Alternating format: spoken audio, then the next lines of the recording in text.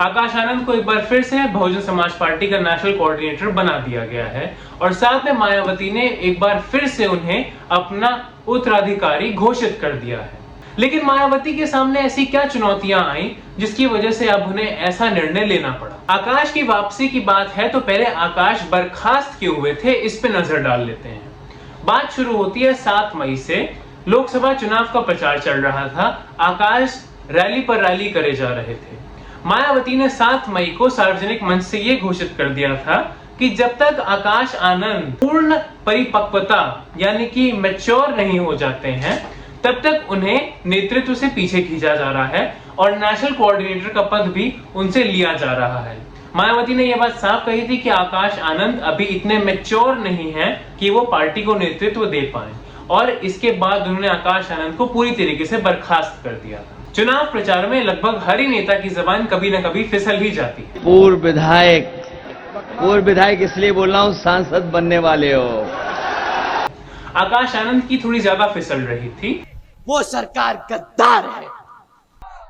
चोरों की पार्टी सत्ता में रही, भाजपा नहीं, चोरों की पार्टी सत्ता में रही है। उस पर गौर करना जरूरी था।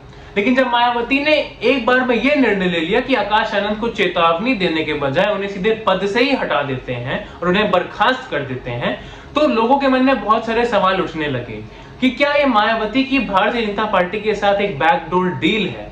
क्या बहुजन समाज पार्टी को भारतीय जनता पार्टी से इतना डर लग रहा है कि अगर बहुजन समाज पार्टी में एक युवा चेहरा फिर से बनकर उभर रहा है और पार्टी मजबूत हो रही है तो भाजपा के डर से मायावती ने अपने भतीजे को वापस पीछे खींच लिया।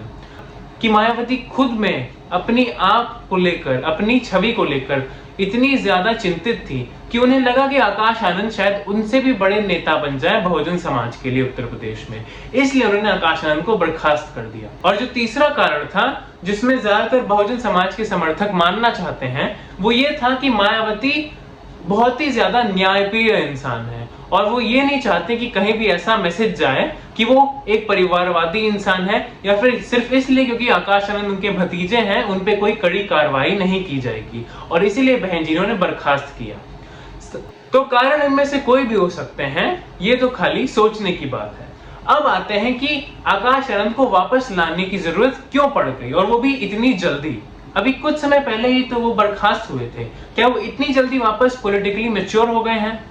आकाश आनंद की वापसी की प्रक्रिया में सबसे अहम भूमिका निभाई थी एक हेडलाइन ने कि उत्तर प्रदेश में 16 लोकसभा सीटों पर बहुजन समाज पार्टी को जो जीतने का मार्जिन है उससे ज्यादा वोट मिले हैं। यानी कि कुछ ऐसी सीटें जहां पे मार्जिन कम था जैसे कि अमरोहा, भदोई, मेरठ, फर्रुखाबाद, फतेहपुर सीकरी, उन्नाव, ऐसी कई सीटों पर लगभग 16 सीटों पर बहुजन समाज पार्टी के पास जो विनिंग मार्जिन था उससे बहुत ज्यादा वोट थे।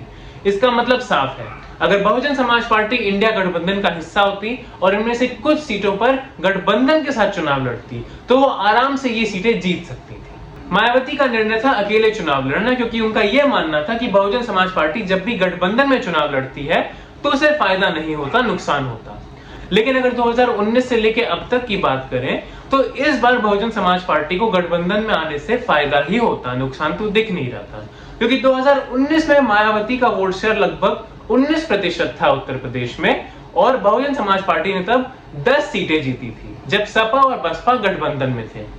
इस बार जब बहुजन समाज पार्टी ने अकेले लोकसभा चुनाव लड़ा तो उनका वोट शेयर 19% से घटकर 9.39% पर यानी 9.39% पर और इस बार चुनाव में उन्होंने एक भी सीट हासिल नहीं की है 2014 की तरह। इसकी बहुत बड़ी वजह यह है कि इस बार समाजवादी पार्टी को मायावती का वोट शेयर का काफी हिस्सा मिला है और इसी वजह से समाजवादी पार्टी उत्तर प्रदेश में नंबर 1 पार्टी के रूप में उभरी है।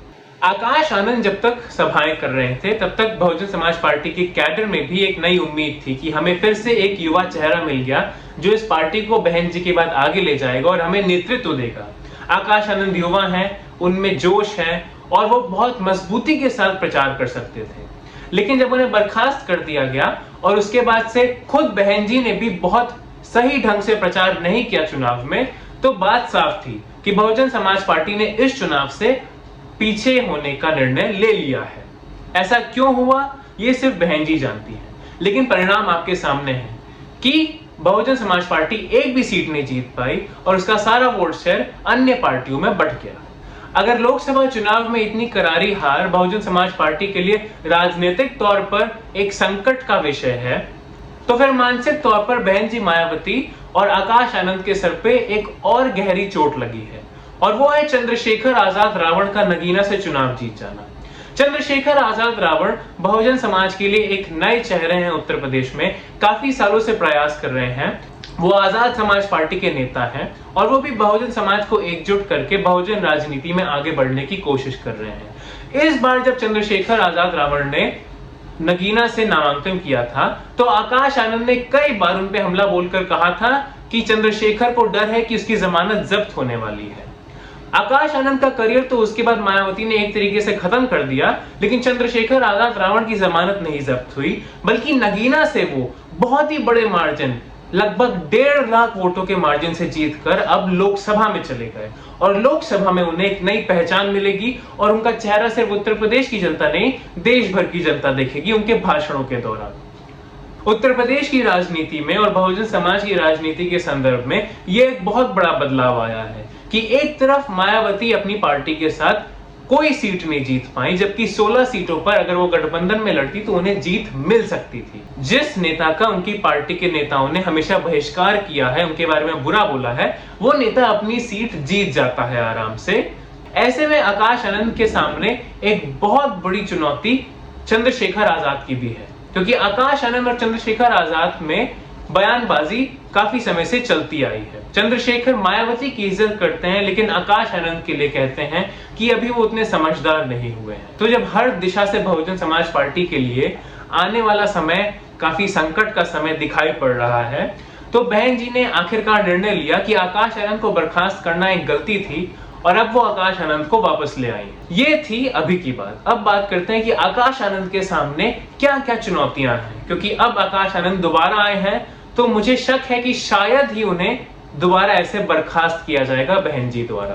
पिछले 3-4 महीनों से जो मेहनत करके आकाश आनंद ने एक बार दोबारा मोमेंटम बनाया था बहुजन समाज पार्टी के लिए, वो मोमेंटम तो लोकसभा चुनाव के परिणाम के बाद चकनाचूर हो गया है। तो आकाश आनंद को जब अब दोबारा नेतृत्व संभालना है तो उन्हें फिर से ग्राउंड जीरो से काम करना पड़ेगा, क्योंकि उनका वोटर भी इस बार समाजवादी पार्टी के साथ जा चुका है।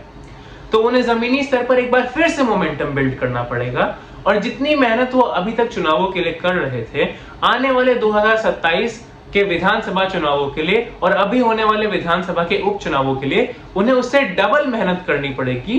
क्योंकि अगर चंद्रशेखर को नगीना में लोकसभा से जीत मिली है तो चंद्रशेखर की पार्टी की तरफ अब काफी लोग काफी उम्मीद के साथ देखेंगे कि शायद बहुजन समाज पार्टी का बटन दबाने के बजाय अब हमें आजाद समाज पार्टी का बटन दबाना चाहिए, अब चंद्रशेखर हमें नेतृत्व देंगे। यहाँ पे चंद्रशेखर आजाद के पास ये एडवांटेज हुई है कि वो कह सकता है कि मैं जमीन से उठकर आया दलित नेता हूँ, दलित चेहरा हूँ।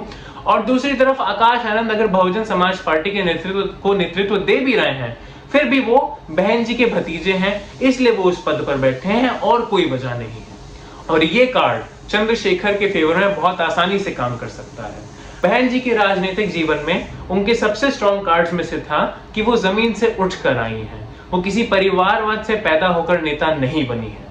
और ये टैग अगर आकाश आनंद से हटकर चंद्रशेखर आजाद को मिल जाता है तो ये उनके लिए एक बड़ी हार होगी। आकाश आनंद के सामने बहुत सारी चुनौतियां हैं। एक तरफ उन्हें अपने वोटर को दोबारा बहुजन समाज पार्टी की तरफ खींचना है, दूसरी तरफ अखिलेश यादव ने जब इतनी सारी सीटें जीती हैं बहुजन समाज के समर्थन से, तो वो भी अपने पीडीएफ फॉर्मूले, पिछड़े दलित, अल्पसंख्यक और आदिवासी, आधी आबादी वाले फॉर्मूले पर डबल डाउन करेंगे और ज्यादा फोकस करेंगे, ताकि आने वाले विधानसभा चुनावों में उन्हें दोबारा बहुजन समाज से ऐसे समर्थन मिले और वो उत्तर प्रदेश में सरकार बना पाए।